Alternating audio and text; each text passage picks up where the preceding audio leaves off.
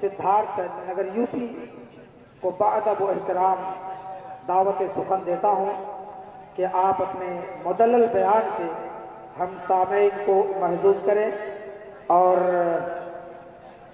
ایک بہترین زاد راہ مہیا کریں تاکہ اس پر چل کر جنت میں جانا ہمارے لیے آسان ہو جائے۔ فضیلت الشیخ جناب مولانا فضل الرحمان صاحب سراجی، سدھارتھ نگر یو پی۔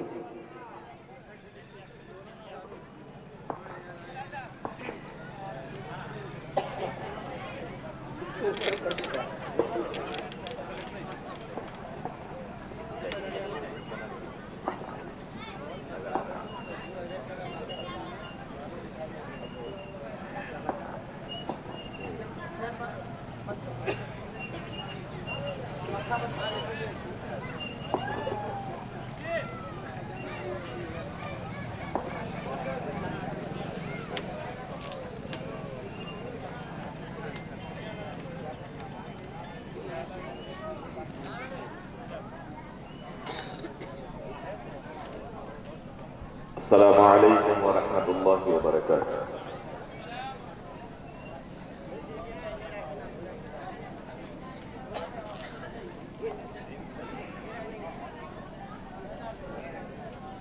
ان الحمد للہ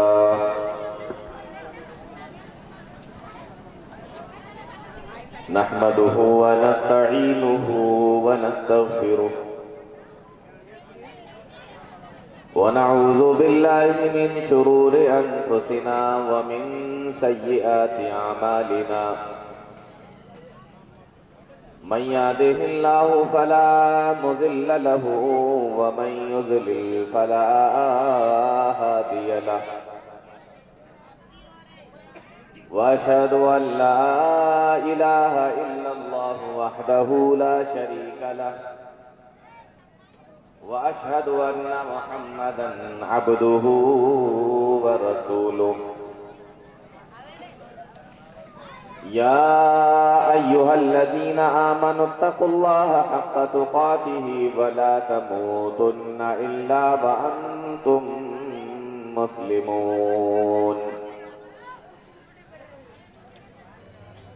يا أيها الناس اتقوا ربكم الذي خلقكم من نفس واحدة وخلق منها زوجها وبث منهما رجالا كثيرا ونساء واتقوا الله الذي تساءلون به والأرحام إن الله كان عليكم رقيبا يا أيها الذين آمنوا اتقوا الله وقولوا قولا سديدا يصلح لكم أعمالكم ويغفر لكم ذنوبكم ومن يطع الله ورسوله فقد فاز فوزا عظيما أما بعد فإن خير الحديث كتاب الله وخير الهدي هدي محمد صلى الله عليه وسلم وشر الأمور محدثاتها وكل محدثة بدعة وكل بدعة ضلالة وكل ضلالة في النار أعوذ بالله السميع العليم من الشيطان الرجيم بسم الله الرحمن الرحيم الله الذي خلقكم من ضعف ثم جعل من بعد ضعف قوة ثم جعل من بعد قوة ضعفا وشيبة يخلق ما يشاء وهو العليم القدير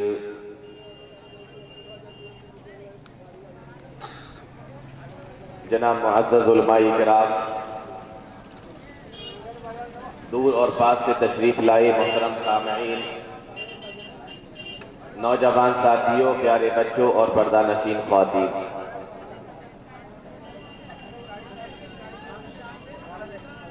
بغیر کسی تمہید کے سیدھے اپنے ٹاپک پر آتے ہیں۔ محترم حضرات، جیسا کہ ہم اور آپ اس بات کو اچھے طریقے سے جانتے ہیں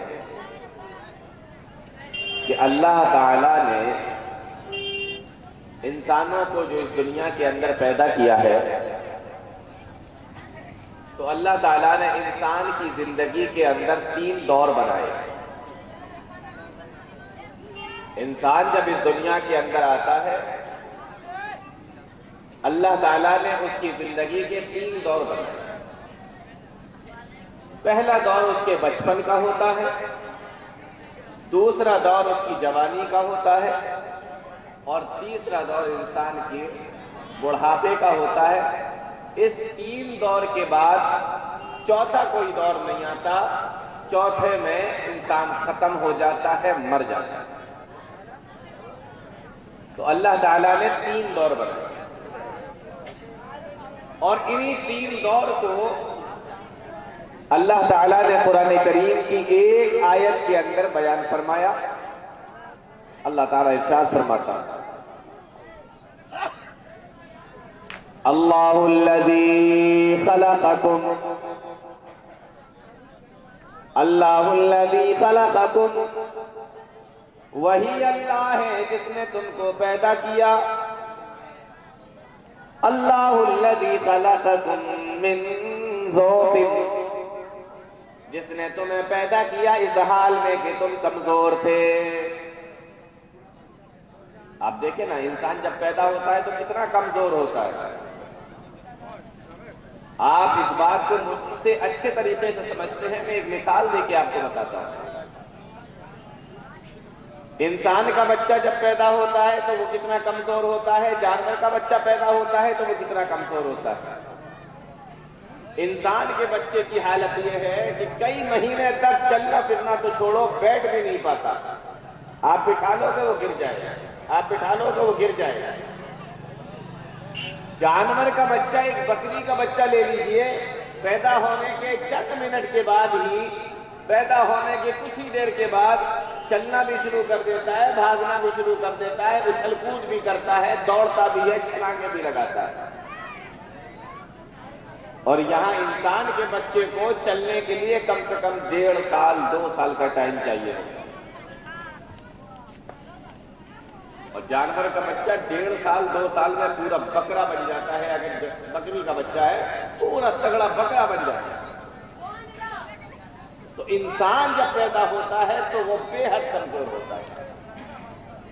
اسی کو اللہ نے فرمایا اللہ الذی خلقکم من ضعف، وہی اللہ ہے جس نے تم کو پیدا کیا اس حال میں کہ تم کمزور تھے، اتنے کمزور تھے کہ تمہیں بولنا بھی نہیں آتا تھا، اتنے کمزور تھے کہ تمہیں چلنا بھی نہیں آتا تھا، اتنے کمزور تھے کہ تمہیں بیٹھنا بھی نہیں آتا تھا، اتنے کمزور تھے کہ تمہیں بھاگنا بھی نہیں آتا تھا، دوڑنا بھی نہیں آتا تھا۔ اگر تمہیں بٹھانے کی کوشش کی جائے تو تم گر جایا کرتے تھے، تم اتنے کمزور تھے،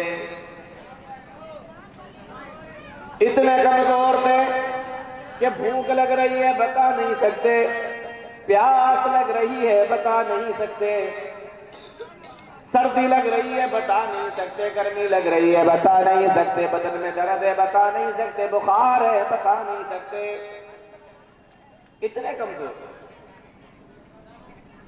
اور تمہارے پاس بتانے کا صرف ایک ہی طریقہ تھا کہ تم رونا شروع کر دیتے تھے، اور تمہارے اس رونے کو دیکھ کر ماں اندازہ لگا لیا کرتی تھی کہ میرا بچہ بھوکا ہے اس وجہ سے رو رہا ہے، میرے بچے کو تکلیف ہے اس وجہ سے رو رہا ہے، میرے بچے کو بخار ہے اس وجہ سے رو رہا ہے، میرے بچے کو سردی لگ رہی ہوگی اس وجہ سے رو رہا ہے، میرے بچے کو بھوک لگ رہی ہوگی اس وجہ سے رو رہا ہے۔ تمہارے رونے سے ماں کو اندازہ ہو جایا کرتا تھا، لیکن تم تو اتنے کمزور تھے کہ تمہیں تو بولنا تک نہیں آتا تھا کہ تم اپنے گھر والوں کو بتا سکو کہ مجھے کیا تکلیف ہے، مجھے کیا پریشانی ہے۔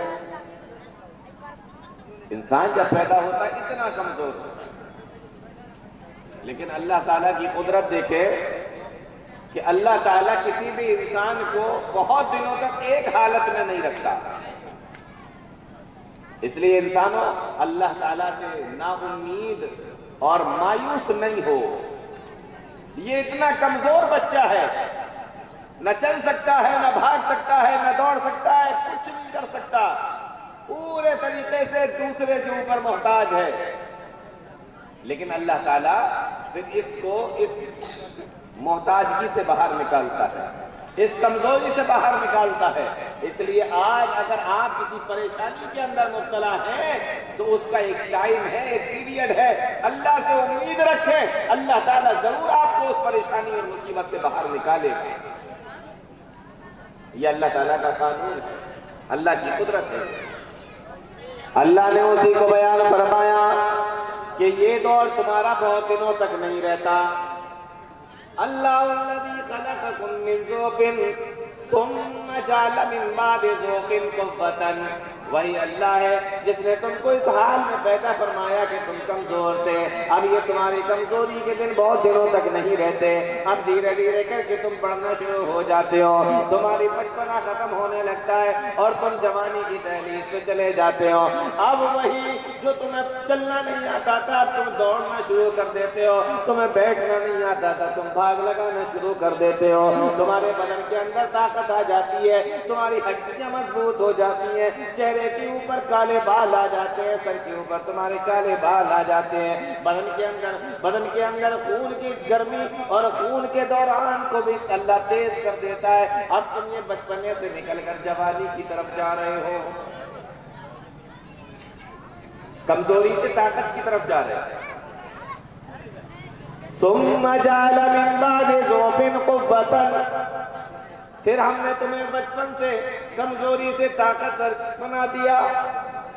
अब तुम धीमे धीमे करके जवान हो रहे हो, शीशे के सामने खड़े हो जाते हो, काफी देर तक अपने आप को देखते रहते हो, अपने आप को संवारते हो, अपना टाइम अपने आप को संवारने में लगाते हो, शीशे के सामने खड़े हो जाते हो। क्यों? इसलिए कि तुम जवान हो रहे हो, इसलिए कि तुम ताकतवर हो रहे हो।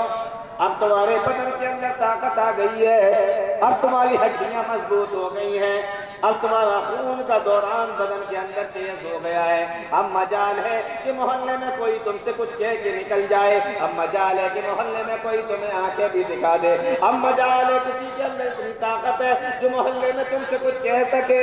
क्यों? इसलिए कि तुम अब जवान हो गए हो। वो इंसानों अपनी हकीकत को न भूलो। अभी कुछ दिनों तो पहले की बात थी कि तुम इतने कमजोर थे कि पेशाब कर लिया करते थे तो उसी पेशाब के अंदर पड़े रहते थे, अगर करके लोग न देखते तो तुम उसी पेशाब के अंदर खेलते और उसी पेशाब के अंदर हाथ मार के अपने मुंह पे भी रख लेते तो कोई बड़ी बात नहीं है। अभी कुछ दिन पहले की तो बात थी, तुम इतने कमजोर थे और अल्लाह ताला ने धीमे धीमे करके तुम्हें ताकतवर बना दिया, तो आज मोहल्ले में किसी को जीने नहीं दे रहे हो। आज मोहल्ले के अंदर कोई तुमसे कुछ कह के नहीं निकल सकता, यहाँ तक के तुम्हारे सगे भाई भी अगर तुमसे कुछ कह दे तो तुम उनके ऊपर भी सीधे हो जाते हो। तुम्हारे बाप अगर तुमसे कुछ कह दे, तुम्हारे वालिद तुमसे अगर कुछ कह दे तो तुम उनके ऊपर भी सीधे हो जाते हो। मत भूलो कि पहले तुम कमजोर थे, और याद रखो जो असल बात है वो अब है, और ये दौर जवानी का, ताकत का, ये भी बहुत दिनों तक नहीं रहता।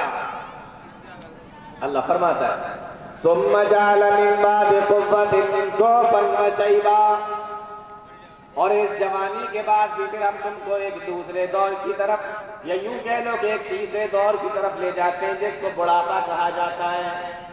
अब तुम जब बुढ़ापे की तरफ जाते हो तो पहले की तरह कमजोर हो जाते हो। जिस तरीके से तुम अपने बचपन के अंदर कमजोर थे, चल नहीं पाते थे, बुढ़ापे में भी आदमी चल नहीं पाता, बचपन में जैसे दौड़ नहीं पाते थे इसी तरीके से बुढ़ापे में भी दौड़ नहीं पाता। बचपन में जैसे हड्डियां कमजोर थी, बुढ़ापे में भी हड्डियां कमजोर हो गई। तुम्हारी हालत अब पहले जैसी हो रही है, बदन के ऊपर, चेहरे के ऊपर, सर के ऊपर जो काले काले बाल थे अब वो सफेद होने लगे हैं, बदन के अंदर जो ताकत थी वो खत्म होने लगी है, खून के अंदर जो गर्मी थी वो भी ठंडी होने लगी है। और अब हाल ये है कि यही इंसान जो जरा सी बात के ऊपर अकड़ने लगता था जब जवान था, आज ये हालत है इसी इंसान की जो कई किलोमीटर तक पैदल चल लिया करता था, कई किलोमीटर तक भागने की जरूरत आ जाए तो भाग ही लिया करता था। आज उस इंसान की हालत ये है कि मस्जिद से, अपने घर से मस्जिद की तरफ भी अगर आता है तो उसकी सांस फूलने کھلنے لگتی ہے، بیٹھ جاتا ہے، گھٹنے درد کرنے لگتے ہیں، بدن میں درد ہونے لگتا ہے۔ آج اس انسان کی حالت یہ ہو گئی ہے، کس کی؟ جب جوانی کے عالم میں تھا تو کہتا تھا من اشد منا قوہ، ہم سے زیادہ تو طاقتور کوئی ہو ہی نہیں سکتا۔ تو سمجھ میں آ رہا ہے؟ پہلے کمزوری تھی، پھر جوانی آئی، طاقت آئی، لیکن یہ جوانی بھی بہت دنوں تک نہیں رہتی۔ جوانی کے بعد پھر اللہ تعالیٰ انسان کو بڑھاپے کی طرف لے جاتا ہے، یعنی کہ اس طرف بھی کمزوری ہے، اس طرف بھی کمزوری ہے، اور بیچ میں ایک ٹائم ہے 20 سال کا، 25 سال کا، 30 سال کا، اس کو جوانی کا دور کہتے ہیں۔ یہ طاقت کا ٹائم ہے، یہ طاقت کا دور ہے۔ دو کمزوریوں کے بیچ میں ایک طاقت ہے جس کو جوانی کا دور کہا جاتا ہے۔ اچھا، اب میں آپ سے ایک سوال کرتا ہوں، یہاں پر بہت اچھی تعداد میں بزرگ بیٹھے ہوئے، ہمارے بڑے بیٹھے ہوئے ہیں۔ اگر اللہ تعالیٰ چاہتا تو انسان کو بوڑھا کیوں کرتا؟ وہی طاقتور انسان جو چل لیتا تھا اب چل نہیں پا رہا ہے، دوڑ لیتا تھا دوڑ نہیں پا رہا ہے، مسجد تک بھی جا رہا ہے تو تھک جا رہا ہے، ایسا معاملہ کیوں ہے؟ جوان کرتا، طاقتور ہو جاتا انسان، بڑا ہو جاتا انسان، اور جوانی کے بعد اللہ تعالیٰ ڈائریکٹ انسان کو مار دیتا۔ پھر جوانی سے بڑھاپے کی طرف لے جانے کی کیا ضرورت ہے؟ طاقت سے دوبارہ کمزور کرنے کی کیا ضرورت ہے؟ کمزور کرنے کے بعد مارنے کی کیا ضرورت ہے؟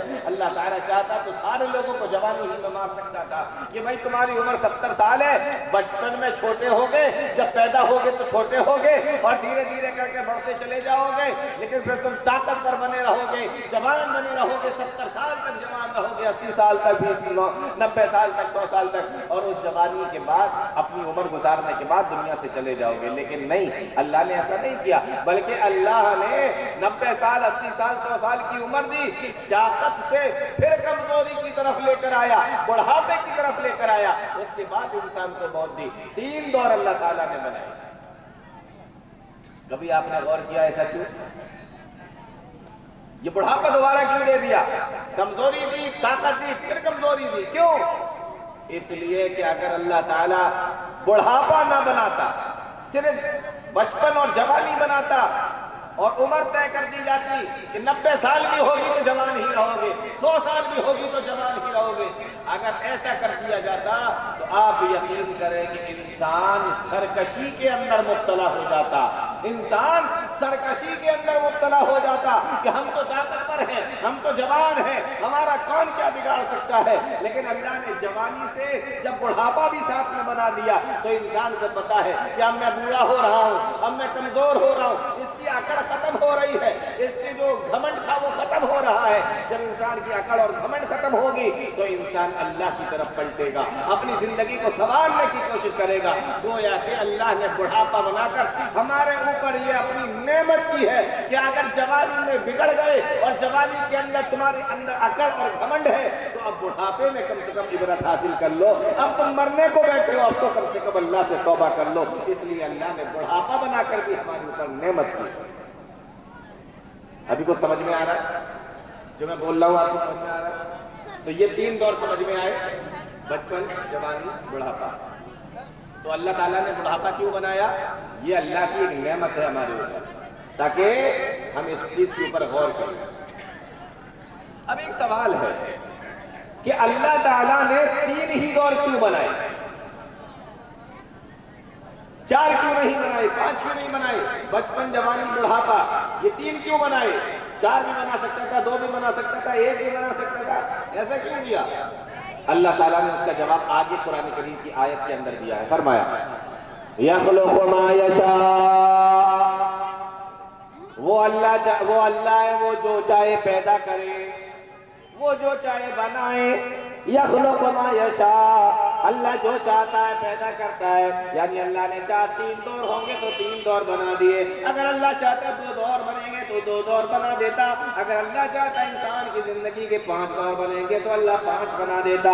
یخلق ما یشاء، اللہ جو چاہتا ہے پیدا کرتا ہے۔ اس سے معلوم ہوا کہ کوئی اللہ کو مشورے دینے والا نہیں ہے، اللہ کو کوئی روکنے والا نہیں ہے، اللہ کو کوئی ٹوکنے والا نہیں ہے، اللہ کے کاموں میں کوئی ٹانگ گڑانے والا نہیں ہے، اور ہے کس کی مجال جو اللہ کو مشورے دے سکے، ہے کس کی مجال جو اللہ تعالیٰ کو بتا سکے کہ تجھے کیا کرنا ہے کس کے اندر طاقت جو اللہ کے کاموں کو روک سکے؟ یخلق ما یشاء، اللہ جو چاہے پیدا کرتا ہے، کوئی اسے روکنے والا ٹوکنے والا نہیں ہے۔ او انسانو، اگر میں نے تمہاری زندگی کے 3 دور بنا دیے تو یہ میری اپنی مرضی ہے، تمہاری کوئی طاقت میرے سامنے چل نہیں سکتی ہے، تمہاری کوئی مرضی میرے سامنے چل نہیں سکتی ہے۔ یخلق ما یشاء، میں جو چاہتا ہوں پیدا کرتا ہوں۔ تو اللہ نے اس کا جواب بھی دے دیا، میری مرضی، میں 3 بناؤں 4 بناؤں، تم کون ہوتے ہو اور کون ہے جو ہمیں مشورے دے؟ تو میں ابھی تک آپ کو اتنا بتا پایا ہوں کہ انسان کی زندگی کے 3 دور۔ اب میں ایک سوال آپ سے کرتا ہوں، یہ بتائیے یہ جو 3 دور اللہ تعالیٰ نے بنائے ہیں انسان کی زندگی کے، ان میں سے بہترین دور کون سا تھا؟ بچپنا، جوانی اور بڑھاپا، ان تینوں دور میں بہترین دور کون سا ہے؟ بتائیے بتائیے۔ بچپنا اچھا ہے، جوانی اچھی ہے یا بڑھاپا اچھا ہے؟ جوانی کا دور اچھا ہے، پکا کنفرم؟ ٹھیک ہے۔ جوانی کا دور کیوں اچھا ہے؟ اس لیے اچھا ہے کیونکہ ایک دور ہمارے اوپر بچپن میں ایسا آیا کہ ہم پیشانہ کر لیا کرتے تھے، اسی میں لیٹے رہا کرتے تھے، ماں نہیں ہٹاتی تو اسی میں لیٹے ہی رہتے۔ تو ایسا دور جس میں انسان پیشانہ کر کے اسی میں لیٹا رہے، پیشاب کر کے اسی میں لیٹا رہے، یہ دور اچھا ہو سکتا ہے؟ نہیں ہو سکتا۔ پھر ایک دور ایسا آیا کہ آپ بوڑھے ہیں، آپ پہ چلا نہیں جا رہا، آپ پہ اٹھا نہیں جا رہا، آپ بھاگ نہیں سکتے، آپ کی سانس پھول رہی ہے، آپ گھر سے مسجد تک نہیں آ سکتے، یہ دور بھی اچھا ہو سکتا ہے؟ ظاہر سی بات ہے آپ کہیں گے کہ یہ دور بھی اچھا نہیں ہوتا۔ اور میں آپ کو ایک بات اور بتاؤں، بچپن میں بھی انسان کمزور ہوتا ہے، بڑھاپے میں بھی انسان کمزور ہوتا ہے، لیکن ان دونوں کمزوریوں میں فرق جانتے ہیں کیا ہے؟ بچپن میں جب آدمی کمزور ہوتا ہے تو امید ہوتی ہے کہ یہ کمزوری کا دور ختم ہو جائے گا، لیکن جب بڑھاپے میں کمزور ہوتا ہے تو یہ امید بھی ختم ہو جاتی ہے کہ یہ کمزوری کا دور ختم ہو جائے گا۔ پھر تو یہ امید ہوتی ہے کہ دور ختم نہیں ہونا، اب اس انسان کو ختم ہونا ہے، تو یہ دور بھی اچھا نہیں ہو سکتا اور یہ والا بھی اچھا نہیں ہو سکتا۔ تو اب ان دونوں دور کے بیچ میں جو ایک دور ہے، ایک ٹائم ہے، ایک پیریڈ ہے، اس کو جوانی کہتے ہیں۔ اس سے پتہ چلا ان تینوں دور میں سب سے بہتر دور جوانی کا دور ہے۔ بات سمجھ میں آ رہی ہے میری آپ لوگوں کو؟ ان تمام دور میں 3 دور۔ اچھا، یہ بات آپ اچھے طریقے سے جانتے ہیں کہ اللہ کی جو نعمت جتنی بڑی ہوگی، قیامت کے دن سوال بھی اتنا ہی بڑا پوچھا جائے گا۔ قیامت کے دن سوال ہی اتنی سختی سے پوچھا جائے گا جو نعمت اللہ کی جتنی بڑی ہوگی۔ تو ان تینوں دور میں کون سی نعمت بڑی ہے؟ بچپنا بڑا ہے یا جوانی بڑی ہے یا بڑھاپا بڑا ہے؟ بولو۔ جوانی۔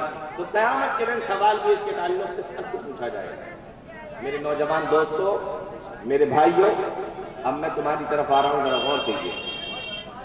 اللہ کے نبی صلی اللہ علیہ وسلم ارشاد فرماتے ہیں، عبداللہ ابن مسعود راوی حدیث کے، پیارے نبی نے ارشاد فرمایا، لا تزول قدم ابن آدم یوم القیامت حتی یسأل عن 5۔ انسان قیامت کے دن اپنے پیر کو ہلا بھی نہیں سکتا۔ کس دن؟ قیامت کے دن، جس کے بارے میں اللہ کے نبی ارشاد فرماتے ہیں کہ 50,000 برس کا ایک دن ہوگا، سورج 1 میل کی دوری پر ہوگا، زمین تانبے کی طرح تب رہی ہوگی، اور انسان اپنے اعمال کے مطابق اپنے پسینے کے اندر ڈبکیاں لگا رہا ہوگا۔ ایسا دور ہوگا، آدم علیہ السلام سے لے کر قیامت تک پیدا ہونے والے جتنے بھی لوگ ہوں گے، سارے کے سارے اس میدان کے اندر جمع ہو جائیں گے۔ اللہ تعالیٰ ان کو اپنے سامنے کھڑا کرے گا، اور پیارے نبی ارشاد فرماتے ہیں کہ جب تک 5 سوالوں کے جواب اللہ تعالیٰ ایک ایک انسان سے پوچھ نہ لے گا، اپنے سامنے سے ہلنے کی اجازت بھی نہیں دے گا۔ اچھا، ہلنا اور ہٹنا جانتے ہیں آپ؟ ہٹنا کہتے ہیں کہ جیسے میں ابھی یہاں پہ ہوں یہاں سے ہٹ کر یہاں بیٹھ جاؤ تو یہ میں اپنی جگہ سے ہٹ گیا، لیکن ہلنا یہ ہے کہ میں بیٹھا نہیں ہوں، لیکن میں تھوڑا ادھر بھی ہو جا رہا ہوں، کبھی ادھر بھی ہو جا رہا ہوں، یہ ہے ہلنا۔ اللہ کے نبی فرماتے ہیں ہٹنا تو بہت دور کی بات ہے، ہل بھی نہیں سکتا، ویسے ہی کھڑے رہو بالکل چپ چاپ۔ آپ لوگوں نے رمضان کے مہینے میں تراویح کی نماز پڑھی ہوگی، امام صاحب جب لمبی قرات کرتے ہیں تو پیچھے پڑھنے والے کبھی کبھی کیا ہوتا ہے تھک جاتے ہیں، تو یہ تھک جاتے ہیں تو کیا کرتے ہیں، یوں کھڑے ہوئے ہیں، اب کھڑے کھڑے تھک گئے تو کبھی کیا کرتے ہیں سیدھے والے پیر کے اوپر تھوڑا سا وزن دے دیا، الٹے پیر کو تھوڑا ڈھیلا چھوڑ دیا، پھر جب یہ سیدھا پیر تھک گیا تو الٹے پیر کے اوپر وزن دے دیا اور سیدھے پیر کو تھوڑا ڈھیلا چھوڑ دیا، تو وزن اس کے اوپر دے دیا تو اس کو آرام مل گیا، اور اس کے اوپر وزن دیا تو اس والے پیر کو آرام مل گیا۔ یوں مینیج کرتے ہیں لوگ، ایسے بیلنس بناتے ہیں ایسے میں، اور کچھ لوگوں کو دیکھا کہ برابر والے کے اوپر تراویح کی نماز میں اپنے برابر والے کو، وہ اپنا بھی بوجھ اٹھا رہا ہے، اس کا بھی بوجھ اٹھا رہا ہے، تو یہ آپ نے پیر ہلایا، یہ آپ نے جو ڈھیلا چھوڑا پیر کو، یہ پیر ہلایا۔ آپ یقین کریں اللہ کے سامنے آپ اتنا بھی نہیں کر سکتے، بولو کر سکتے ہو؟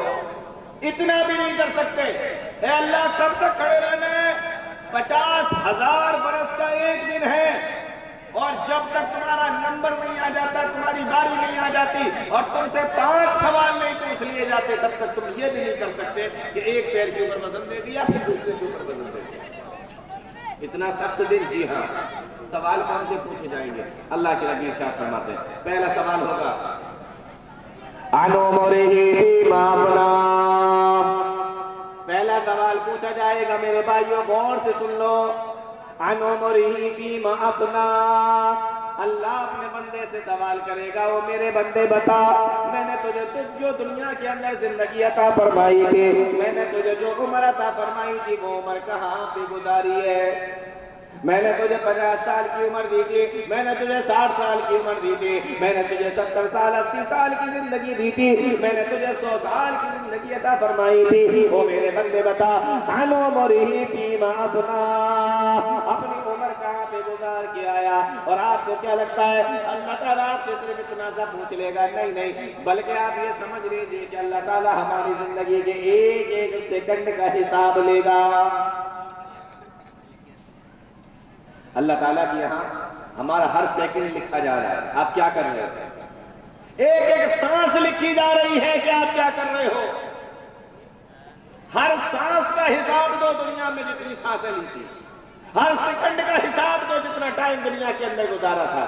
او میرے بندے بتا تو نے اپنی عمر کہاں گزاری، اپنا بچپنا کہاں پہ گزارا، اپنی جوانی کہاں پہ گزاری ہے، اپنا بڑھاپا کہاں پہ گزارا ہے؟ میں نے تو تجھے عمر عطا فرمائی تھی، 70 سال 80 سال کی عمر میں نے تجھے دی تھی، عن عمرہ فیما افنیٰ، او میرے بندے بتا کہ تو اپنی عمر کہاں پہ گزار کے آیا؟ بولو اللہ کے سامنے کیا جواب دو گے؟ بچپنا کہاں گزار کے گئے ہو، جوانی کہاں پہ بتائی ہے، اور بڑھاپے میں تم نے کیا کیا ہے؟ اللہ کے سامنے کیا جواب دو گے؟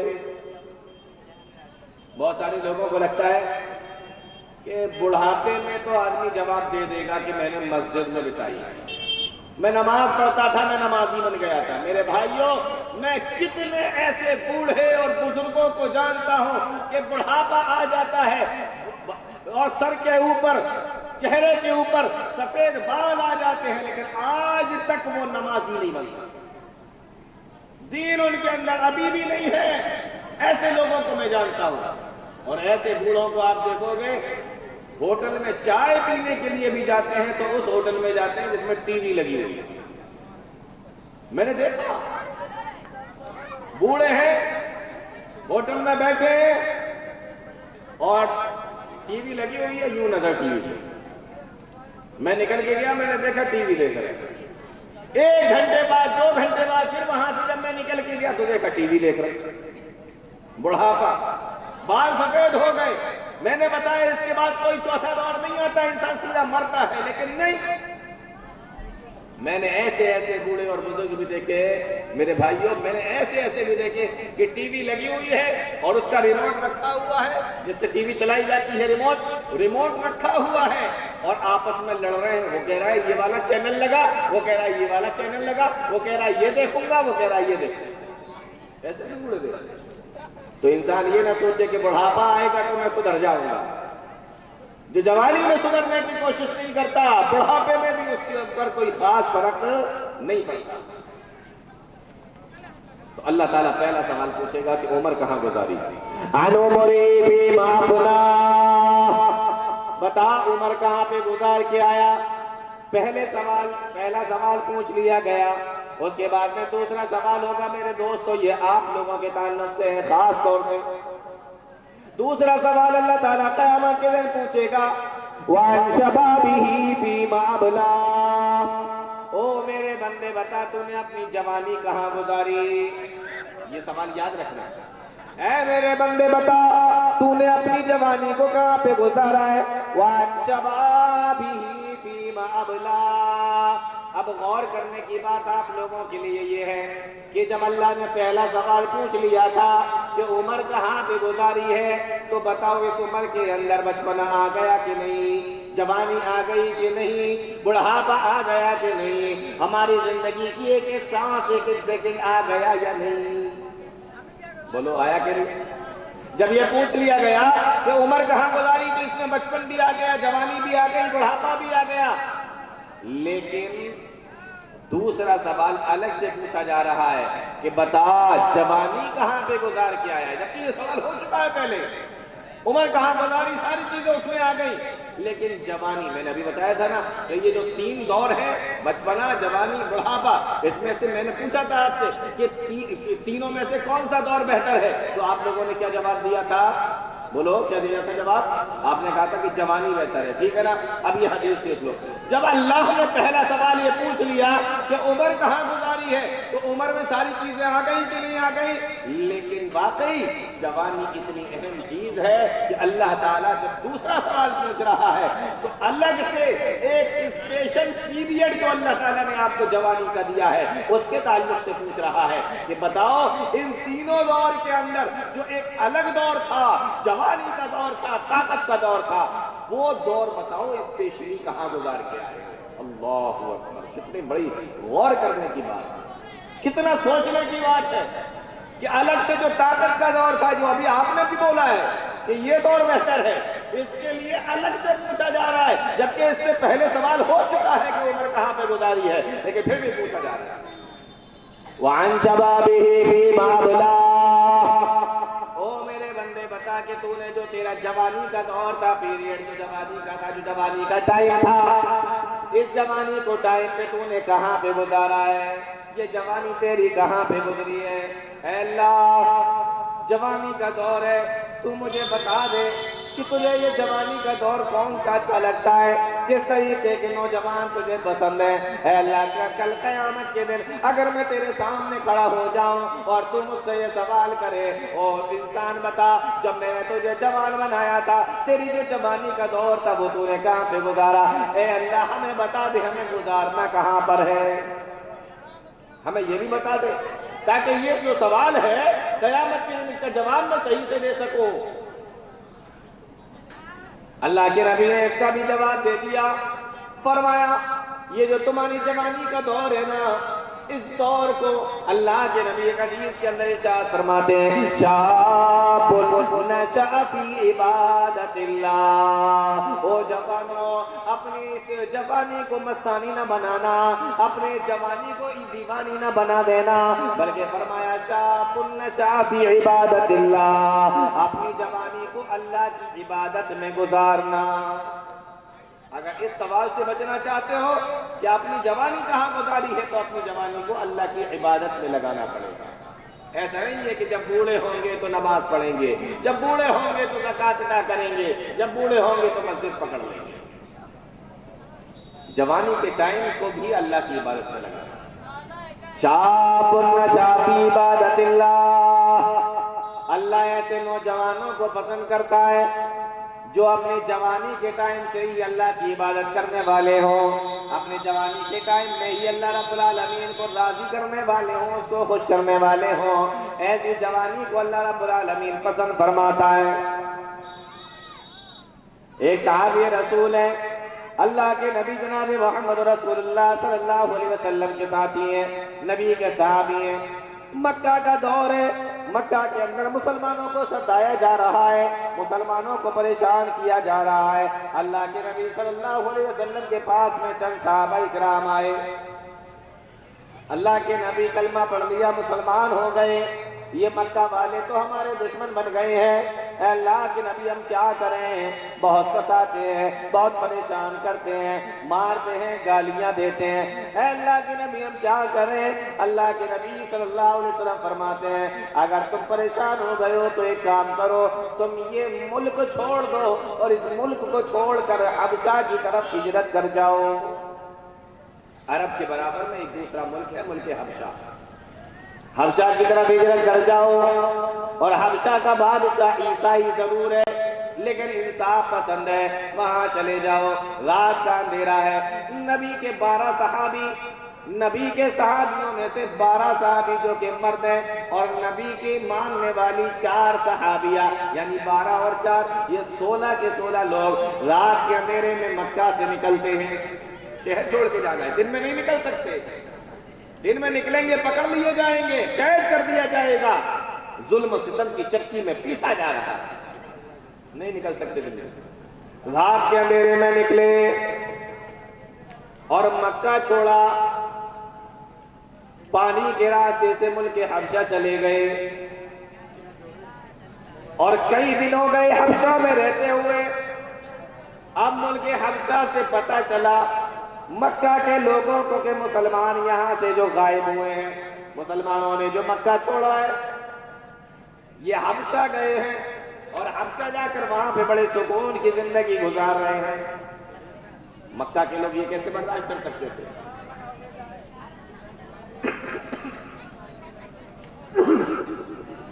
مکہ کے لوگ یہ کیسے برداشت کر سکتے تھے؟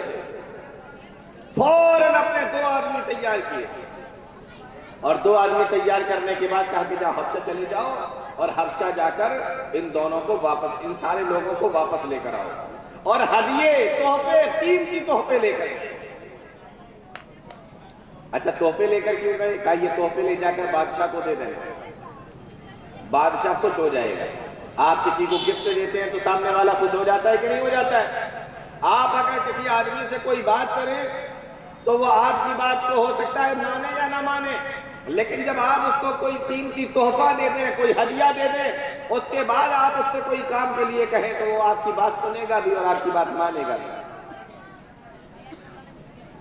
اللہ کے نبی صلی اللہ علیہ وسلم کے یہ ساتھی، نبی کے یہ صحابی ملک حبشہ کے اندر ہیں، یہاں سے 2 لوگ جاتے ہیں، قیمتی تحفے لیتے ہیں، قیمتی ہدیے لیتے ہیں، اور بادشاہ کے دربار میں پہنچتے ہیں، بادشاہ کو جا کر ہدیے پیش کرتے ہیں، تحفے پیش کرتے ہیں۔ بادشاہ کہنے لگا کیسے آنا ہوا ہے؟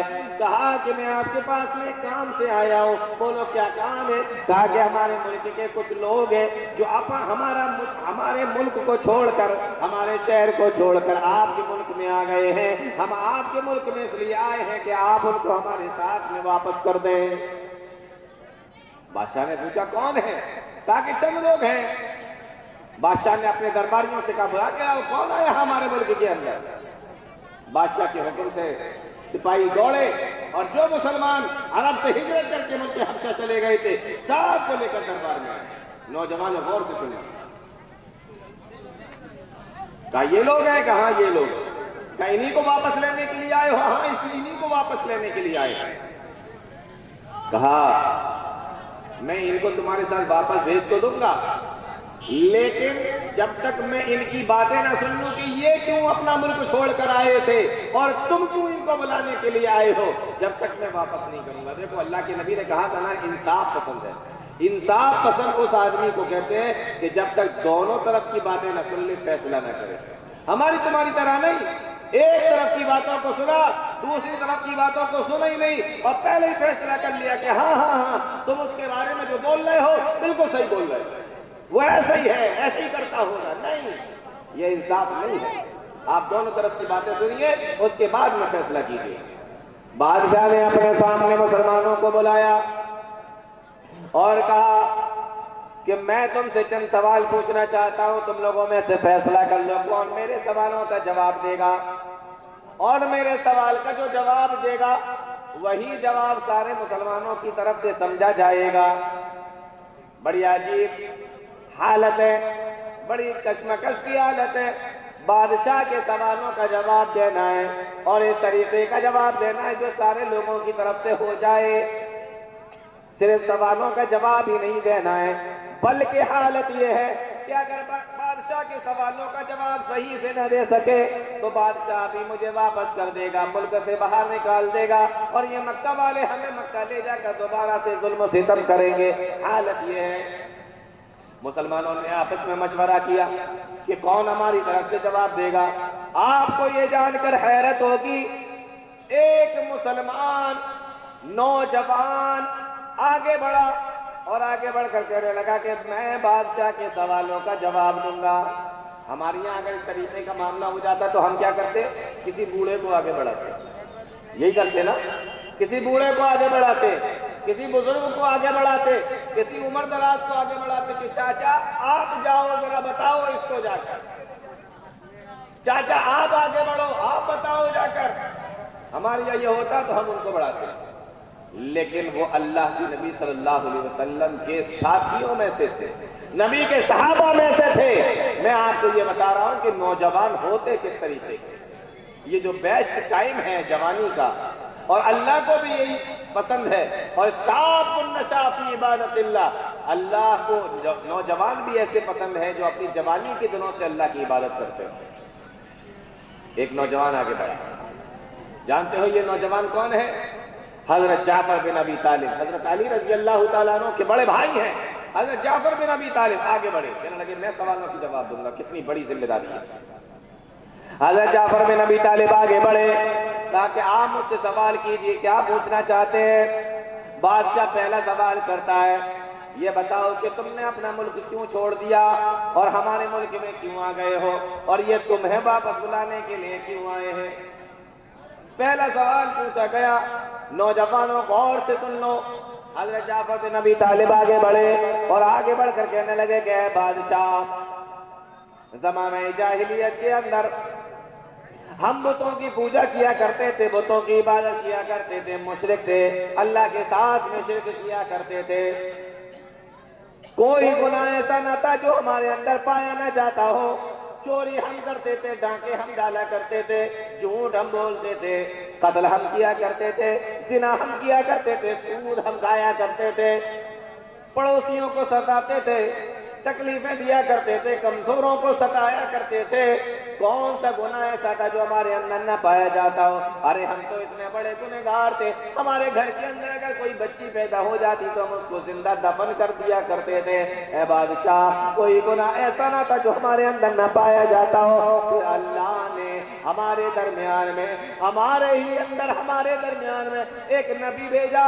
اس نبی نے آ کے ہمیں یہ بتایا، ایک اللہ کی عبادت کرو، اس کے علاوہ کسی کے سامنے ہاتھ نہ پھیلاؤ، اس کے علاوہ کسی کے سامنے سجدہ نہ کرو، اس کے علاوہ کسی سے دعائیں نہ مانگو، اس کے علاوہ اپنی فریادیں کسی کے سامنے نہ رکھو، چوری نہ کرو، جھوٹ نہ بولو، زنا نہ کرو، سود نہ کھاؤ، قتل نہ کرو، اپنے بچوں کو زندہ دفن نہ کرو، سچ بولو، نمازیں پڑھو، روزے رکھو، زکوٰۃ ادا کرو۔ اس نے ہمیں یہ آ کے بتایا، پڑوسیوں کو نہ ستاؤ، پریشانی تکلیفیں نہ دو۔ یہ ساری چیزیں انہوں نے ہمیں آ کے بتائی، ہمیں ان کی باتیں اچھی لگی، ہم نے ان کی باتوں کو مان لیا، ہم نے کلمہ پڑھ لیا، ہم مسلمان ہو گئے۔ اب یہ ہمارے دوسرے لوگ جو مکہ کے رہنے والے ہیں، ان کو یہ باتیں اچھی نہ لگی، یہ ہمیں ستانے لگے، ہمیں پریشان کرنے لگے، ہمیں تکلیفیں دینے لگے کہ تم پہلے کی طرح ہو جاؤ، پہلے کی طرح تم گناہ کرنے لگو، جس طریقے سے پہلے کیا کرتے تھے اسی طریقے سے کرنے لگو۔ بادشاہ، ہم نے ان کی باتوں کو ماننے سے انکار کر دیا تو انہوں نے ظلم کیا، انہوں نے ستایا۔ اٹھایا, انہوں نے تکلیفیں دی. جب ان کا ظلم و ستم حد سے زیادہ بڑھ گیا تو ہم کو ہمارے نبی نے ہمیں یہ بتایا, حکم دیا کہ ہم حبشہ کی طرف ہجرت کر جائیں, ہم اپنے ملک کو چھوڑ کر آپ کے ملک میں آ جائیں. ہمارے نبی نے ہمیں بتایا تھا کہ آپ انصاف کرنے والے, انصاف پسند بادشاہ ہیں. اچھا یہ بتاؤ, پہلے سوال کا جواب صحیح دے دیا کہ نہیں؟ بادشاہ نے جو سوال پوچھا تھا جواب صحیح دیا یا نہیں دیا؟ اس سے پتہ چلتا ہے کہ ہر نوجوان کے پاس دین کا اتنا علم ہونا چاہیے. غور سے سن لو, ہر نوجوان کے پاس دین کا اتنا علم ہونا چاہیے کہ اگر کبھی ضرورت پڑ جائے اور یہ پوچھا جائے کہ آپ کون ہیں, آپ کہیں کہ میں مسلمان ہوں, اسلام کو مانتا ہوں, اور آپ سے پھر یہ پوچھا جائے کہ اسلام کس کو کہتے ہیں, تو آپ بتائیں کہ اسلام کیا ہے. آپ اچھے طریقے سے پیش کر سکتے ہیں. آپ مسلمان ہیں, اور مسلمان ہونے کے بعد اگر آپ سے یہ پوچھا جائے کہ آپ اپنا دھرم بتائیے کیا ہوتا ہے, آپ اپنے دھرم کو اس طریقے سے اگر نہ بتا سکے کہ سامنے والا کہے کہ ہاں واقعی اسلام ایسا ہی ہوتا ہے, تو آپ کے اسلام کا کیا فائدہ ہے؟ میرے بھائیوں, مجھے بس اتنا بتا دیں. ہماری حالت یہ ہے کہ ہم اپنے اسلام کو بھی اس طریقے سے پیش نہیں کر سکتے کہ سامنے والا سن کر مطمئن ہو جائے. بادشاہ کے سامنے کھڑے ہیں, اسلام پیش کر رہے ہیں کہ دیکھو ہم یہ کرتے تھے اور ابھی ہم یہ کرتے ہیں, اور اس وجہ سے یہ ہمارے دشمن ہو گئے. لیکن بادشاہ تو بادشاہ تھا, ایک سوال پہ نہیں رکا, اس نے پھر دوسرا سوال کیا. بادشاہ نے دوسرا سوال کیا. بادشاہ کہنے لگا, تم یہ کہہ رہے ہو کہ جو تمہارے درمیان میں آئے ہیں وہ نبی ہیں, رسول ہیں. اگر معاملہ اسی طریقے کا ہے تو ہم نے تو یہ پڑھا ہے کہ جو رسول دنیا کے اندر آتا ہے اللہ تعالیٰ اس کو کوئی کتاب عطا فرماتا ہے, اللہ تعالیٰ اس کو کوئی کتاب دیتا ہے. حضرت عیسیٰ آئے تھے, اللہ نے انجیل دی تھی. حضرت موسیٰ آئے تھے, اللہ نے ان کو بھی توریت دی تھی. حضرت داؤد آئے تھے, اللہ نے ان کو زبور عطا فرمائی تھی. جو بھی نبی, جو بھی رسول دنیا کے اندر آتا ہے اللہ اس کو کتاب عطا فرماتا ہے. اگر تم یہ کہہ رہے ہو کہ یہ تمہارے درمیان میں جو رسول آئے ہیں یہ واقعی اللہ کے رسول ہیں, تو بتاؤ کیا ان کے اوپر بھی کوئی کتاب نازل ہوئی ہے؟ میں آپ سے سوال کرتا ہوں, ہمارے نبی پر جو کتاب نازل ہوئی ہے کیا نام ہے اس کا؟ بولو, کیا نام ہے؟ زور سے بولو بھائی, یہاں تک آواز نہیں. شک ہے کوئی آپ لوگوں کو؟ کوئی شک ہے؟ بتاؤ نا. اللہ اکبر. کچھ لوگوں کی آواز آ رہی, کچھ لوگ ڈر رہے ہیں کہیں ایسا نہ ہو کہ جواب غلط ہو جائے. بتائیے, یہ ہماری حالت ہے. ارے اللہ کے بندو, قرآن, ہمارے نبی پر جو کتاب نازل ہوئی ہے اس کا نام قرآن ہے. قرآن نازل ہوا ہے پیارے نبی صلی اللہ علیہ وسلم. کہاں کہ ہاں ہمارے نبی کے اوپر جو کتاب نازل ہوئی ہے وہ قرآن ہے. بادشاہ نے تیسرا سوال کیا کہ اگر قرآن ہے تو تمہیں کچھ آیتیں یا کچھ سورتیں اس کی یاد بھی ہوں گی؟ انہوں نے جواب دیا کہ ہاں مجھے یاد ہے. ہمارے نوجوانوں کی حالت دیکھو, ان سے پوچھا جائے قرآن یاد ہے, اول تو یہ قرآن پڑھے ہوئے نہیں ہوتے. کتنے افسوس کی بات ہے کہ جس نبی کو ہم فالو کرتے ہیں اور جس کتاب کے بارے میں ہم یہ کہتے ہیں کہ یہ کتاب ہماری کتاب ہے جو اللہ نے ہمارے لیے دنیا کے اندر نازل فرمائی ہے, حقیقت یہ ہے کہ کتنے مسلمان ایسے ہیں جو اس کتاب کو دیکھ کر بھی نہیں پڑھ پاتے. بغیر دیکھے تو چھوڑ دیجیے, دیکھ کر بھی پڑھنا نہیں آتا. اس سے زیادہ افسوس کی اور کوئی بات مسلمانوں نہیں ہو سکتی. اور اگر آپ میں سے یہاں پر ایسے بیٹھے ہیں جنہوں نے آج تک قرآن کریم کو پڑھا ہی نہیں ہے, انہیں دیکھ کر بھی پڑھنا نہیں آتا, کل سے پہلی فرصت میں آپ کسی حافظ سے, کسی عالم سے ملیے اور ان سے کہیے کہ مولانا صاحب مجھے کم سے کم قرآن کریم تو پڑھا دیں, اللہ کی کتاب تو پڑھا دیں, مجھے اتنا تو آ جائے کہ میں قرآن کریم کو دیکھ کر ہی پڑھنے لگے. اس سے زیادہ افسوس کی کوئی بات نہیں ہو سکتی. چند لوگ ہیں جو قرآن پڑھے ہوئے ہیں, آپ ان سے پوچھیں آپ کو کون کون سی صورتیں یاد ہیں, لے دے کے 2 صورتیں یاد ہوتی ہیں. نماز میں پڑھتے ہیں الحمدو کی صورت کے بعد قل هو اللہ احد، الحمدو کی صورت کے بعد انا اعطیناک الکوثر، بس اسی پہ پوری گاڑی چل رہی ہے۔ بادشاہ نے پوچھا قرآن یاد ہے؟ کہاں یاد ہے؟ کچھ سناؤ گے؟ ہاں سنائیں گے۔ اب سنیے، بادشاہ کے دربار میں نوجوان ایسے ہوتے ہیں جو اللہ کو پسند کرتے ہیں۔ بادشاہ کے دربار میں کھڑے ہوئے، بادشاہ کے دربار میں کھڑے، بادشاہ نے کہا قرآن سناؤ۔ حضرت جعفر بن ابی طالب بادشاہ کے سامنے قرآن پڑھنا شروع کرتے ہیں، اور جو قرآن پڑھتے ہیں قرآن کی سورت پڑھتے ہیں، سورہ مریم کو پڑھتے ہیں۔ سورہ مریم، کتنے نوجوان تو ایسے ہوں گے جن کو پتہ ہی نہیں ہوگا سورہ مریم بھی ہے کہ قرآن کے اندر کوئی سورت ہے، اور ہے تو وہ کہاں پر ہے نہیں جانتے۔ قرآن کریم کو پڑھنا شروع کرتے ہیں، سورہ مریم کی تلاوت کرتے ہیں بادشاہ کے دربار میں۔ بسم اللہ الرحمن الرحیم، کاف ہا یا عین صاد،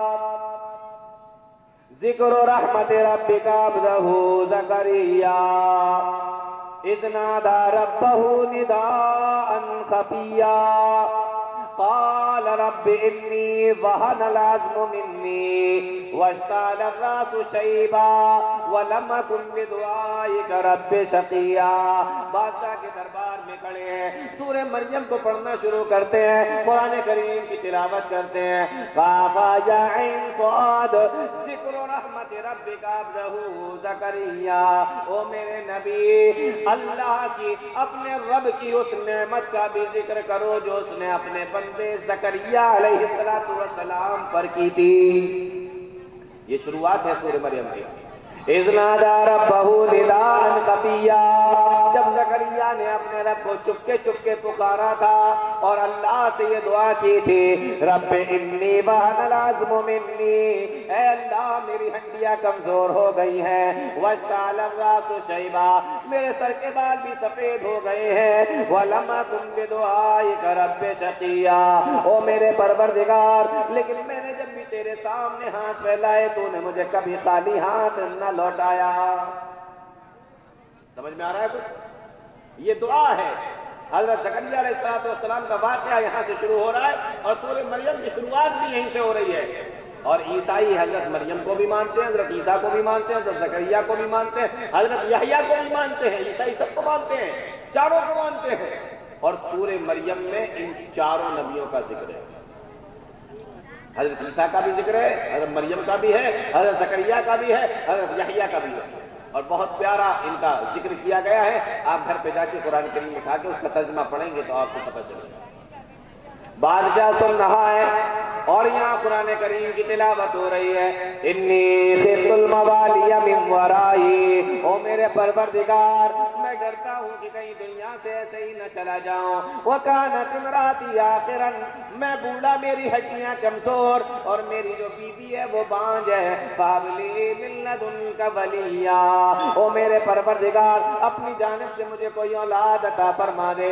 اللہ نے حضرت زکریا کی دعا کو سنا، آواز لگائی، یا زکریا انا نبشرک بغلام اسمہ یحییٰ لم نجعل لہ من قبل سمیا، او زکریا جا ہم تجھے ایک بیٹے کی خوشخبری سناتے ہیں، وہ بیٹا تیرے گھر کے اندر پیدا ہوگا اور اس بیٹے کا نام ہم ہی رکھ دیتے ہیں یحییٰ، ہم اس کے بیٹے کا نام یحییٰ رکھتے ہیں، لم نجعل لہ من قبل سمیا، آج تک کائنات کے اندر یحییٰ نام کا کوئی بیٹا پیدا ہی نہیں ہوا ہے۔ اللہ نے بیٹا بھی دیا، نام بھی بتا دیا، یحییٰ نام رکھ دینا اس کا، جاؤ۔ اب یہ تلاوت شروع کی حضرت جعفر بن ابی طالب رضی اللہ تعالیٰ عنہ نے بادشاہ کے سامنے۔ قرآن کریم کی تلاوت چل رہی ہے، لگاتار پڑھتے چلے جا رہے ہیں، بادشاہ بیٹھا ہوا ہے۔ حدیث کے اندر آیا فَبَكَ النَّجَّاشِيُّ، بادشاہ جب تلاوت کو سنتا ہے، قرآن کریم کو سنتا ہے، اس کی آنکھوں سے آنسو نکلنے لگتے ہیں، فَبَكَ النَّجَّاشِيُّ، بادشاہ رونے لگتا ہے، حَتَّى أَخْذَلَ لِحْيَتَهُ، اور اتنا رویا، حدیث کے اندر آتا ہے کہ روتے روتے اس کی داڑھی بھیگ گئی، بادشاہ کی داڑھی بھیگ گئی، اتنا رویا، سنتا جا رہا ہے قرآن کریم کی تلاوت کو اور روتا جا رہا ہے۔ بادشاہ کے درباری پاس میں بیٹھے ہیں، سپاہی پاس میں بیٹھے ہیں، اس کے وزیر اس کے مشیر بھی پاس میں ہیں اور عیسائی عالم بھی پاس میں ہیں اور عیسائی عالموں کے سامنے انجیل کھلی ہوئی رکھی ہوئی ہے جو حضرت عیسیٰ علیہ السلام کے اوپر نازل ہوئی تھی۔ مورخین نے لکھا ہے قرآن کریم کی تلاوت کو سننے کے بعد یہ عیسائی عالم بھی رونے لگے اور اتنا روئے کہ ان کے سامنے جو کتاب کھلی ہوئی رکھی تھی وہ کتاب ان کے آنسوؤں سے بھیگنے لگے، اتنا روئے قرآن کریم کی آیتوں کو سننے کے بعد۔ اس کے بعد بادشاہ زمین سے ایک تنکا اٹھاتا ہے اور تنکا اٹھانے کے بعد میں کہتا ہے ان ھذا واللہ جاء بہ موسیٰ لیخرج من مشکاۃ واحدہ، اللہ کی قسم کھا کر کہتا ہوں جو کتاب حضرت موسیٰ علیہ السلام کے اوپر نازل ہوئی تھی توریت اور آج جو تم نے پڑھ کر سنایا ہے ایسا لگتا ہے کہ یہ ایک ہی جگہ سے نازل ہوئی ہے۔ سمجھ میں آ رہا ہے کچھ؟ بادشاہ کہتا ہے ایسا لگ رہا ہے کہ یہ دونوں ایک ہی جگہ سے آئی ہیں، یہی سب تو توریت کے اندر لکھا ہوا ہے اور یہی سب تم بھی مجھے سنا رہے ہو، ایسا لگتا ہے یہ دونوں ایک ہی جگہ سے ہمارے پاس میں آئی۔ اس کے بعد میں کہتا ہے فَوَاللَّهِ لَا أُسْلِمُهُمْ إِلَيْكُمْ أَبَدًا، اللہ کی قسم کھا کر کہتا ہوں اے مشرکین مکہ، اللہ کی قسم کھا کر کہتا ہوں کہ میں ان مسلمانوں کو تمہارے حوالے نہیں کروں گا، میں ان لوگوں کو تمہارے حوالے نہیں کر سکتا، تم سارے کے سارے یہاں سے واپس چلے جاؤ۔ اور مسلمانوں سے کہتا ہے کہ تم جب تک چاہو ہمارے ملک کے اندر رہ سکتے ہو، یہاں تمہیں کوئی پریشان کرنے والا نہیں ہے اور یہاں تمہیں کسی بھی طریقے کی کوئی پریشانی نہیں ہوگی، تم جب تک چاہو ہمارے ملک کے اندر رہ سکتے ہو۔ اپنے درباریوں کو حکم دیتا ہے اور سارے گفٹ سارے تحفے یہ جو لے کر آئے تھے بادشاہ کو دینے کے لیے وہ سارے تحفے بادشاہ ان کو واپس کر دیتا ہے اور اپنے سپاہیوں سے کہتا ہے ان کو ملک سے باہر نکال کر آؤ، اور مسلمانوں کو اس ملک میں رہنے کی اجازت مل جاتی ہے۔ اللہ کے حکم سے سارے سوالوں کے جواب بولو کس نے دیے؟ کسی بوڑھے نے، کسی بزرگ نے، کس نے دیے؟ نوجوان نے۔ یہ ہوتے ہیں نوجوان، یہ ہوتے ہیں اسلام کے ماننے والے، یہ ہوتے ہیں اسلام پہ چلنے والے۔ آپ ان نوجوانوں کی ہسٹری پڑھیں، آپ ان نوجوانوں کو دیکھیں اور پھر ایک آپ اپنے آپ کو دیکھیں کہ آپ کس طریقے کے جوان ہیں اور کس طریقے کے نوجوان ہیں، اور پھر آپ یہ دیکھیں کہ اللہ کے نبی صلی اللہ علیہ وسلم نے جو یہ فرمایا ہے وَعَنْ شَبَابِهِ فِيمَا أَبْلَى، قیامت کے دن جوانی کے تعلق سے الگ سے پوچھا جائے گا کہ جوانی کہاں ہے۔ ہمارے سامنے دو طریقے کے نوجوان، ایک وہ جن کو میں نے ابھی بتایا حضرت جعفر بن ابی طالب، اور ایک ایسے نوجوان ہیں جو آج کے ٹائم میں پائے جاتے ہیں جن کو استنجا کرنے کا طریقہ تک نہیں آتا، جن کو وضو بنانے کا طریقہ تک نہیں آتا، جن کو قرآن پڑھنا نہیں آتا، جن کو نماز کی دعائیں تک یاد نہیں ہے۔ اللہ کے بندو ہم کہاں سے کہاں پہنچ گئے؟ ہم کس طریقے کی زندگی گزار رہے ہیں؟ ہم کس طریقے کے جوان ہیں؟ کس طریقے کی جوانی گزار رہے ہیں؟ جب اللہ قیامت کے دن ان کو بھی کھڑا کرے گا اور ہم کو بھی کھڑا کرے گا، ان سے پوچھے گا اپنی جوانی کہاں گزاری؟ یہ تو فوراً بتا دیں گے کہ کہاں گزار کے آئے ہیں، کیا کر کے آئے ہیں۔ ہم سے پوچھا جائے گا ہم کیا کریں گے؟ کہاں گزاری ہے ہم نے اپنی جوانی؟ نہیں سمجھ میں آیا؟ ایک واقعہ اور میں آپ کو سناتا ہوں، سمجھیے کہ کون سی جوانی اللہ کو پسند ہے۔ اصل میں ہمارا مسئلہ کیا ہے؟ ہمارا مسئلہ یہ ہے، نوجوانوں بہت غور سے سنو، ہمارا مسئلہ یہ ہے ہم یہ سمجھتے ہیں کہ زندگی اس بات کا نام ہے صبح اٹھو، ناشتہ کرو اور کام کرنے کے لیے نکل جاؤ، شام کو آؤ، کھانا کھاؤ، سو جاؤ، پھر صبح پھر ویسے۔ ہم یہ سمجھتے ہیں زندگی اس کا نام ہے، زندگی اس کا نام نہیں۔ اگر آپ نے یہ سمجھ رکھا ہے اور آپ کا دن ایسے ہی چلتا ہے جیسے میں نے آپ کو بتایا، دن بھر کام کرا، رات میں کھائے پیے سو گئے اور صبح ہو کے پھر کام پہ نکل گئے، تو آپ یقین کریں کہ آپ کی گلی کے اندر جو کتا ڈھونڈتا ہے اس کا بھی یہی کام ہے۔ آپ کی گلی میں جو کتا گھوم رہا ہے اس کا بھی یہی کام ہے، وہ بھی رات میں سوتا ہے اور صبح سے لے کے شام تک اپنا رزق تلاش کرتا ہے، روزی روٹی تلاش کرتا ہے اور جاتا ہے، رزق ڈھونڈتا ہے اور کھاتا ہے اور اس کے بعد میں رات میں سو جاتا ہے۔ آپ میں اور اس کتے میں، اس جانور میں کوئی فرق نہیں ہے اگر آپ نے زندگی اسی کا نام سمجھ لیا۔ زندگی تو یہ ہے ہی نہیں۔ اللہ تعالیٰ اس بات کو غور سے سننا، اللہ تعالیٰ نے ہم انسانوں کو ایک خاص مقصد کے لیے پیدا کیا، ایک خاص مقصد کے لیے۔ اللہ تعالیٰ اتنا بڑا رب، اتنا عظیم رب، کیا ضرورت ہے اس کو یہ پوری دنیا رچا چکی بسانے کی؟ کوئی تو وجہ ہوگی کہ دنیا بنائی، زمین بنائے، آسمان بنائے، پھر جنت بنائی، پھر جہنم بنایا، پھر انسانوں کو پیدا کیا، پھر نبی بھیجے، کتاب، کیا ہے مقصد؟ اللہ تعالیٰ نے اس مقصد کو قرآن کریم کی اس آیت کے اندر بیان فرمایا ہے۔ وَمَا خَلَقْتُ الْجِنَّ وَالْإِنسَ إِلَّا لِيَعْبُدُونَ، دنیا کے اندر ہم نے انسانوں کو اور جناتوں کو اس لیے پیدا کیا ہے، اس لیے بنایا، إِلَّا لِيَعْبُدُونَ، تاکہ وہ ہماری عبادت کریں۔ روزی کمانا، روزی حاصل کرنا، کام کرنا، یہ ہماری زندگی کا حصہ ہے، زندگی کا مقصد نہیں ہے۔ نوجوانوں اس بات کو بڑے اچھے طریقے سے سمجھ لو، میرے بھائیوں اس بات کو بڑے اچھے طریقے سے سمجھ لو، زندگی کا حصہ تو ہے روزی کمانا، روزی روٹی کی فکر کرنا، کھانا پہننا، اوڑھنا، سونا، یہ زندگی کا حصہ تو ہے، لیکن زندگی کا مقصد نہیں ہے۔ آج ہم مقصد کو بھول گئے ہیں، اور جو زندگی گزارنے کا حصہ ہوا کرتے تھے ہم نے اسی کو مقصد سمجھ لیا ہے۔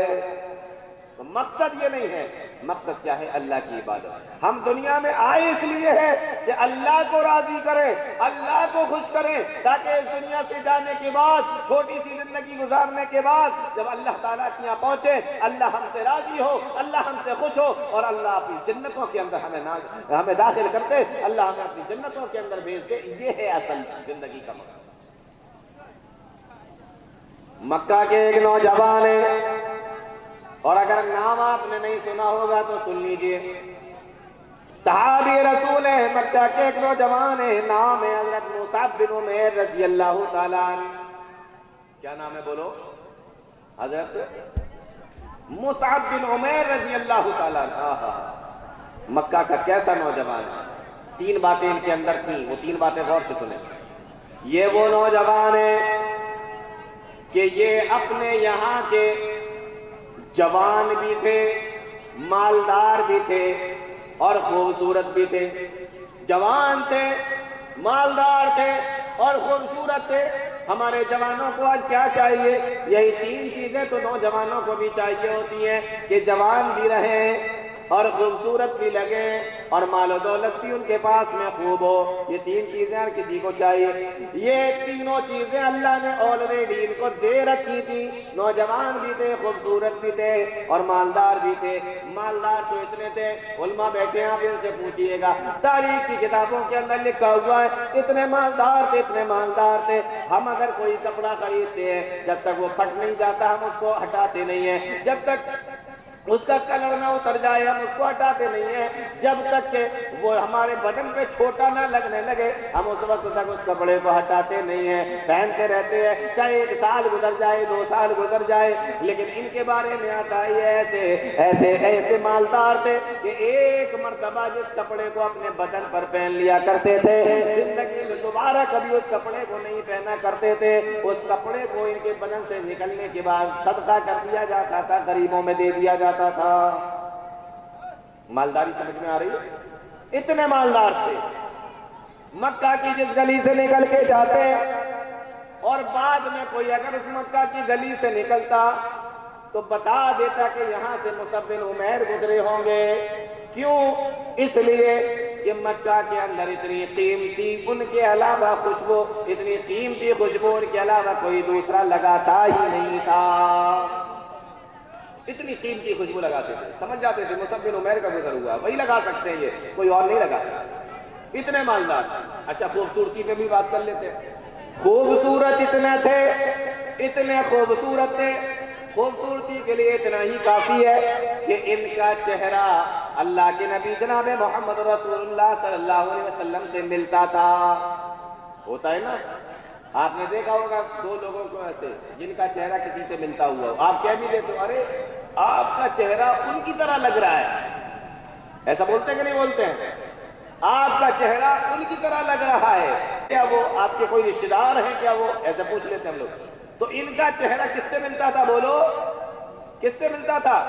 پیارے نبی جناب محمد رسول اللہ صلی اللہ علیہ وسلم سے ملتا تھا. اور پیارے نبی کائنات کے سب سے حسین و جمیل انسان، ان کے جیسا خوبصورت نہ پیدا ہوا اور نہ ہوگا.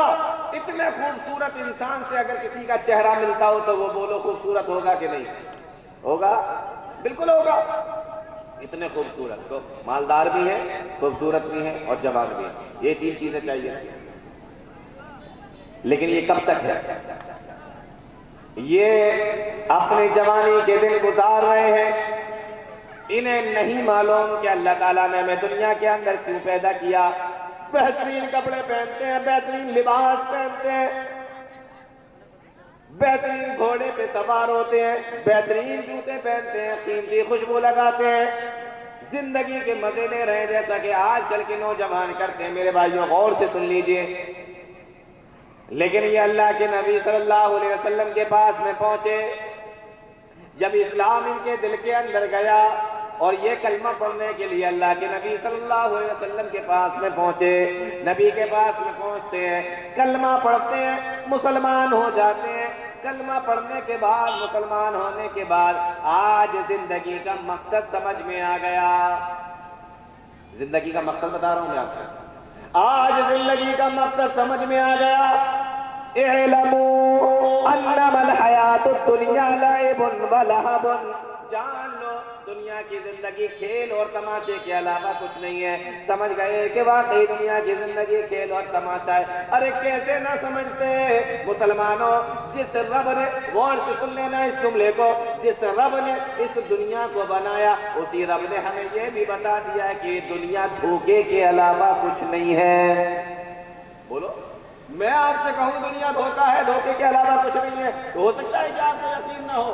لیکن جس رب نے بنایا اسی رب نے بتایا وَمَا الْحَيَاةُ الدُّنْيَا إِلَّا مَتَاعُ الْغُرُورِ. دنیا دھوکے کے علاوہ کچھ نہیں ہے.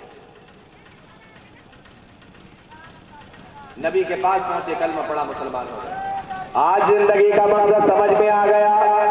اچھا پہننے کا نام زندگی نہیں ہے، اچھا کھانے کا نام زندگی نہیں ہے. اچھا پہننا، اچھا کھانا یہ زندگی کا مقصد نہیں ہو سکتا. اللہ کے نبی صلی اللہ علیہ وسلم نے دیکھا وہی نوجوان مصعب بن عمیر کو کہ بدن کے اوپر ایک پرانی سی معمولی سی چادر اوڑے ہوئے ہیں. پرانی سی چادر اوڑے ہوئے ہیں. کیوں؟ کیونکہ زندگی کا مقصد سمجھ میں آ گیا. اللہ کو راضی کرنا زندگی کا مقصد ہے. اچھے اچھے کپڑے پہننے سے اللہ راضی نہیں ہوتا، اچھا اچھا کھانے سے اللہ راضی نہیں ہوتا. اللہ کو راضی کرنا ہے. آج ان کے بدن کے اوپر ایک پرانی سی چادر اوڑے ہوئے ہیں اور وہ چادر بھی جگہ جگہ سے بٹی ہوئی ہے اور وہ چادر کے اوپر جگہ جگہ سے پیبند لگے ہوئے ہیں، سلی ہوئی ہے. اللہ کے نبی نے جب اس نوجوان کو دیکھا، پیارے نبی صلی اللہ علیہ وسلم کی آنکھوں میں آنسو آ گئے. آپ نے فرمایا او میرے صحابہ، یہ وہی نوجوان ہے جو ایک کپڑے کو ایک بار پہن لیا کرتا تھا تو دوبارہ زندگی میں کبھی نہ پہنتا تھا. آج اس کی حالت دیکھو. اللہ کی خاطر، اللہ کو خوش کرنے کے لیے اس نے اپنا سب کچھ چھوڑ دیا ہے. یہی نوجوان صحابی ہیں مصعب بن عمیر. جب جنگ احد کے اندر ان کی شہادت ہو جاتی ہے، مشرکین مکہ جب ان کو شہید کر دیتے جنگ احد کے اندر، یہ جو چادر اوڑے ہوئے تھے اسی چادر کو کفن بنایا جاتا ہے، اسی چادر کو کفن بنا دیا جاتا ہے. جب ان کے چہرے کو ڈھانکا جاتا ہے تو چادر اتنی چھوٹی تھی کہ پیر کھل جا رہے ہیں، اور جب پیروں کو ڈھانپتے ہیں تو سر کھل جاتا ہے. کفن کی چادر اتنی چھوٹی، کس کی؟ مصعب بن عمیر کی، جو مکہ کا بڑا باکا نوجوان تھا، جو مکہ کا بڑا مالدار نوجوان تھا، جو مکہ کے اندر بڑے قیمتی کپڑے پہننے والا نوجوان تھا. آج اس کی شہادت ہوئی ہے اور کفن کی جو چادر دی گئی ہے وہ چادر اتنی چھوٹی ہے. حدیث کے اندر آیا، بخاری کے الفاظ ہیں، ان غطی بیا راسہ بدت رجلہ وان غطی رجلہ بدا راسہ. جب سر ڈھانپتے تو پیر کھل جاتا اور جب پیروں کو ڈھانپا جاتا تو سر کھل جاتا. ایک صحابی دوڑے دوڑے اللہ کے نبی کے پاس میں آئے، کہا اللہ کے نبی چادر اتنی چھوٹی ہے کہ سر ڈھانپتے ہیں تو پیر کھل جاتے ہیں اور پیروں کو ڈھانپا جاتا ہے تو سر کھل جاتا ہے. اللہ کے نبی نے سنا، نبی کی آنکھوں سے آنسو نکل آئے. یہ وہی نوجوان ہے جو ایک مرتبہ کسی چادر کو اوڑھ لیتا تھا دوبارہ کبھی زندگی میں اپنے بدن پہ نہ اوڑا کرتا تھا، آج اس کے پاس میں کفن کے لیے چادر بھی موجود نہیں ہے۔ اللہ کے نبی صلی اللہ علیہ وسلم اپنے صحابی سے فرماتے ہیں جاؤ اور سر کو ڈھانک دو اور جب پیر کھل جائے تو اس کی جگہ پر گھاس رکھ دو، اور اسی طریقے سے میرے صحابی کو قبر کے اندر دفن کر دو۔ سمجھ میں آ رہا ہے کچھ نوجوانوں؟ میں نے آپ کو بتایا تھا اچھا کھانا، اچھا پہننا یہ زندگی کا حصہ تو ہو سکتے ہیں، لیکن زندگی کا مقصد یہ نہیں ہے یہ زندگی کا مقصد۔ اللہ تعالیٰ نے اسی چیز کو قرآن کریم کی ایک آیت کے اندر بڑے اچھے انداز میں اپنی بات کو ختم کرتا ہوں، شیخ بھی آ چکے ہیں۔ اللہ تعالیٰ نے اسی بات کو بڑے اچھے طریقے سے، غور سے سن لو اس بات کو، اللہ تعالیٰ نے اسی بات کو قرآن کریم کے اندر بڑے اچھے طریقے سے فرمایا۔ جانتے ہو اعلموا انما الحیات الدنیا لعب و لہو، جان لو دنیا کی زندگی کھیل اور تماشے کے علاوہ، وزینت اور زیب و زینت بناؤ سنگار کے علاوہ، وتفاخر بینکم اور آپس میں ایک دوسرے پر فخر کرنے کے علاوہ، وتکاثر فی الاموال والاولاد اور آپس میں ایک دوسرے سے مال اور اولاد میں آگے بڑھنے کے علاوہ کوئی دوسری چیز نہیں ہے۔ چار چیزیں اللہ نے بیان فرمائی۔ دنیاوی زندگی کیا ہے؟ کھیل اور تماشا ہے۔ آپ دیکھیں جب انسان چھوٹا ہوتا ہے، جب اس کا بچپنا چلتا ہے تو اس کی زندگی کس میں گزرتی ہے؟ کھیل اور تماشے میں۔ تو دنیا کی زندگی کیا ہے؟ کھیل اور تماشا۔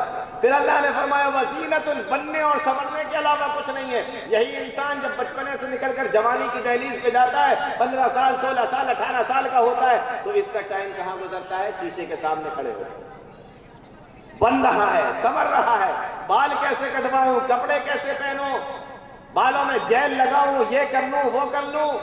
تو کیا ہے؟ کھیل اور تماشا۔ بچپنا ہے تو کھیل تماشا بنایا ہوا ہے زندگی کو۔ تھوڑی سی اللہ نے عقل دی ہے، 15 سال 18 سال کی اس کی عمر ہوئی ہے، تو اب یہ کیا کر رہا ہے؟ اب یہ بننے سنورنے پہ لگا ہوا۔ اللہ تو پہلے ہی کہہ چکا یہی تو ہے دنیا کی زندگی، وَتَفَاخُرٌ بَيْنَكُمْ اور آپس میں ایک دوسرے پر فرق۔ اب یہ 20 سال سے جب اوپر ہوا، اب یہ کسی لائق بنا، اس کے بدن کے اندر طاقت آئی، اور یہ اپنے ماں باپ کے پیسے اور اپنے گھر والوں کے پیسے کے اوپر جب اس نے اکڑنا شروع کیا، یہ نئی گاڑی، یہ نئے کپڑے، یہ نئی چیزیں، وَتَفَاخُرٌ بَيْنَكُمْ نکلتا ہے بڑے شان و شوکت کے ساتھ میں، فخر دکھاتا ہے۔ اس کے بعد پھر ایک چوتھا حصہ آتا ہے اس کی زندگی کا، وَتَكَاثُرٌ فِي الْأَمْوَالِ وَالْأَوْلَادِ پھر جب اس کی شادی کر دی جاتی ہے، پھر یہ بیوی بچوں میں لگ جاتا ہے، پھر یہ دیکھتا ہے کہ اولاد کیسے آئے گی اور مال کیسے آئے گا، یہی کرتا رہتا ہے، اسی میں لگا رہتا ہے، اور ایک دن اس دنیا سے چلا جاتا ہے۔ یہ چار چیزیں اللہ نے بیان فرمائی، آج ہم انہی چار چیزوں کے اندر مبتلا ہیں۔ اللہ نے فرمایا یہی تو دنیا کی زندگی ہے۔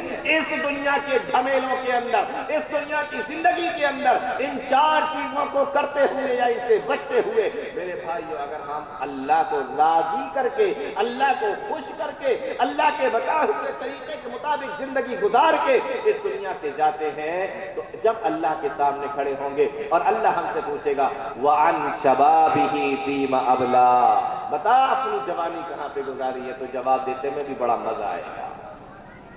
سمجھ میں آ رہا ہے کچھ؟ تو اللہ کو ایسی جوانی پسند ہے، یہ نہیں جو ہم گزار رہے ہیں میرے بھائی۔ باتیں تو بہت ہے، کوئی نہیں، رات بھر سناتا رہوں تو باتیں ختم نہیں ہو سکتی، اتنی باتیں ہیں آپ لوگوں کی۔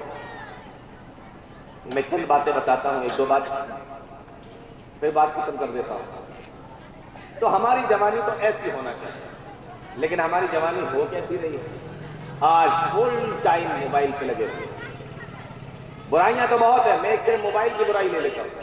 فل ٹائم موبائل پہ لگے ہوئے ہیں، موبائل کی اتنی لت لگ چکی ہے ہمیں اور آپ کو، ہماری حالت یہ بن چکی ہے، رات میں اگر آپ سونا چاہیں اور آپ نے موبائل اٹھا کے یہاں رکھ دیا اور آپ نے منہ اس طرف گھما لیا، تو آپ کو نیند نہیں آ سکتی جب تک آپ منہ گھما کر اس طرف نہیں کر لو گے جس طرف کے موبائل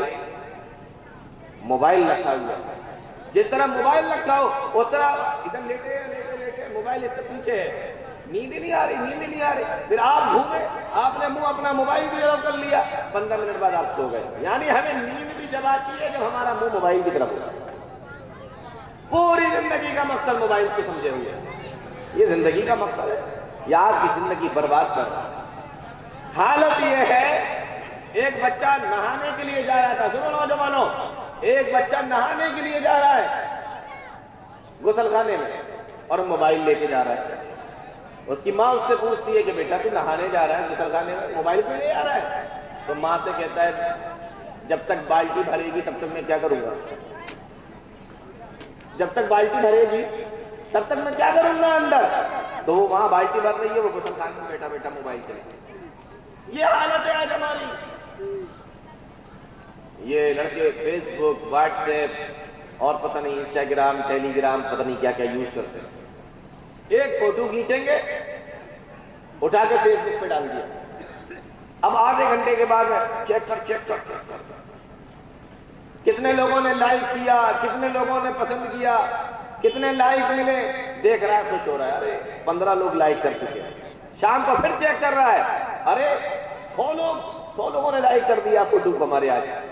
اگلے دن پھر دیکھ رہا ہے، ارے یہ تو 250 ہو گئے. بہت خوش ہو رہا ہے. اللہ کے بندے، تو اپنے فوٹو کو ڈال کر اتنا دیکھ رہا ہے، بار بار لائک آ رہا ہے یا نہیں آ رہا، پسند کیا جا رہا ہے یا نہیں کیا جا رہا ہے. اور کبھی تو نے یہ بھی سوچا تجھے اللہ لائک کرتا ہے کہ نہیں کرتا؟ تجھے اللہ لائک کرتا ہے کہ نہیں؟ تجھے اللہ پسند کرتا ہے کہ نہیں؟ کبھی سوچا؟ کبھی غور کیا؟ نہیں. فیس بک کے اوپر ایک فوٹو ڈالتا ہے اور اس کو بار بار چیک کرتا ہے کہ لائک کر رہے ہیں لوگ کہ نہیں کر رہے ہیں، اس کو پسند کر رہے ہیں کہ نہیں کر رہے ہیں. کبھی اپنے بارے میں ایک بار بھی سوچا کہ تم کون سی زندگی گزار رہے ہو؟ اس زندگی کو اللہ لائک بھی کرتا ہے کہ نہیں؟